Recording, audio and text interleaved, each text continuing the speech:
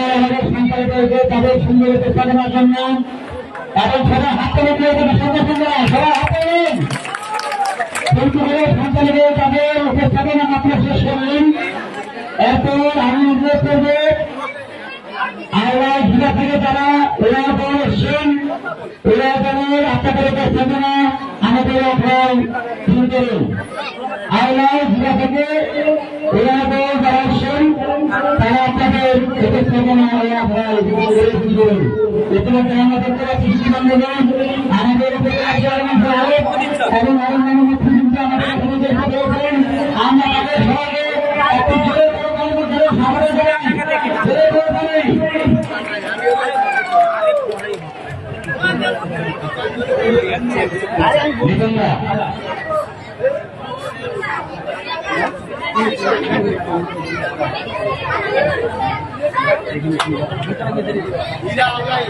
একটু বলে দাও, তুমি বলে দাও, আমি বলি চলে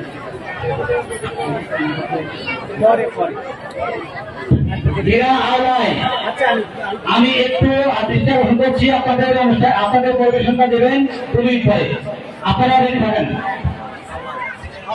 সম্মানিত সুধী আদিবাসী ভাই বোন,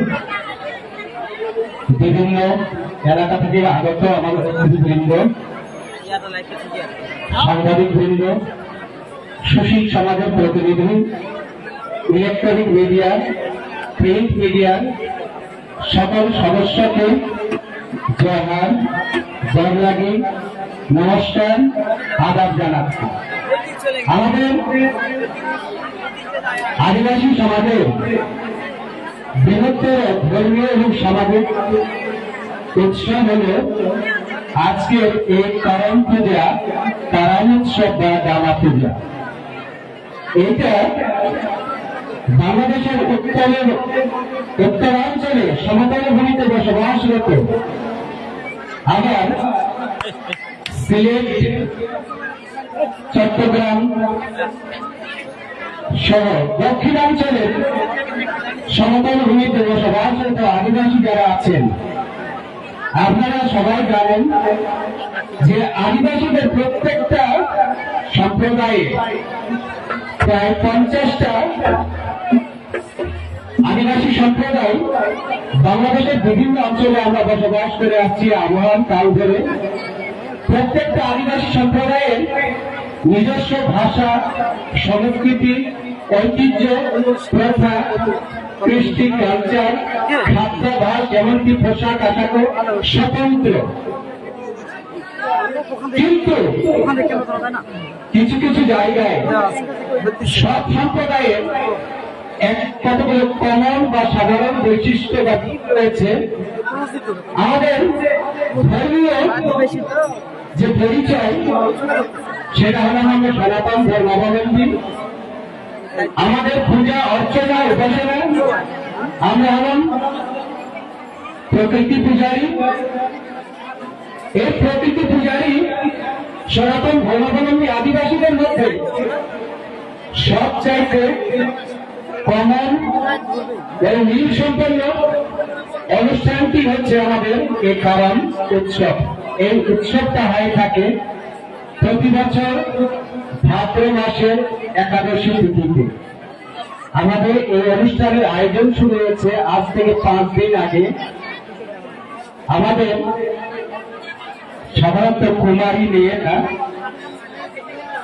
আবার কুমারী নয় তারাও এই পুজোটা করে। তারা বিশেষ কত ব্রত, সংযম এগুলোর মধ্য দিয়ে আজ থেকে 5 দিন আগে আমাদের এই পূজা অর্চনা শুরু করেছেন। প্রথম দিন তারা উপবাস রেখে তারা বালু উত্তোলন করেছে ডালিতে। এই কারণে আমাদের এই পূজার আরেক নাম হলো ডালা পূজা। আমাদের লোকজন এই ডালাতে এই পূজারীরা স্নান করে পবিত্র হয়ে তারা বালু উত্তোলন করেছেন। বালু উত্তোলন করার পরে তারা যারা পূজা করবে মানত করেছে, তারা বালু করার পরে সেখানে বিভিন্ন শস্য বীজ বপন করে। এই শস্য বীজ বপন করার পরে একদিন পরে তাদের নিজ নিজ অবস্থান, নিজ নিজ জায়গায় তারা কাঠি স্থাপন করেছে। তারপরে এই 5 দিন ধরে তারা মাছ, মাংস বা আমিষ জাতীয় খাবার গ্রহণ করে না। তাদের যারা পূজার জন্য এই বালু উৎকলন করেছে, তারা এই 5 দিন ধরে মাথায় চিরনি চালায় না। তারা ভালো আসনে বসে তাদের আহারগুলো করে নাই। এই সংযমের 5 দিন তারা অতিক্রম করার পরে আজকে সকালবেলায় তারা বেলা থেকে তারা উপবাস উদযাপন করছে। এই উপবাস তারা ভঙ্গ করবে আজকে পূজা অর্চনা শেষ হওয়ার পরে। তো পূজা অর্চনা এখনো শেষ হয় নাই। আমাদের যে 7টা থেকে 8টা সম্প্রদায়ের আদিবাসী জনগোষ্ঠী পূজায় অংশগ্রহণ করেছে, এদের পূজা রীতিটা কিছুটা হলেও একটু আলাদা। আজকে শুরুতেই এই অঞ্চলের বৃহৎ জনগোষ্ঠী উরাও সম্প্রদায়ের লোকজনেরা তাদের পূজার বেদিতে তাদের পূজার অর্ঘ্য স্থাপন করে গেছেন। আবার আরো কিছু আনুষ্ঠানিকতা বাকি আছে। এরপরে এই এলাকায় দ্বিতীয় বৃহত্তম জনগোষ্ঠী হল মারো সম্প্রদায়ের লোক। তারা কিছুক্ষণ পরে তাদের পূজার বিভিন্ন উপাচারগুলো পালন করবেন।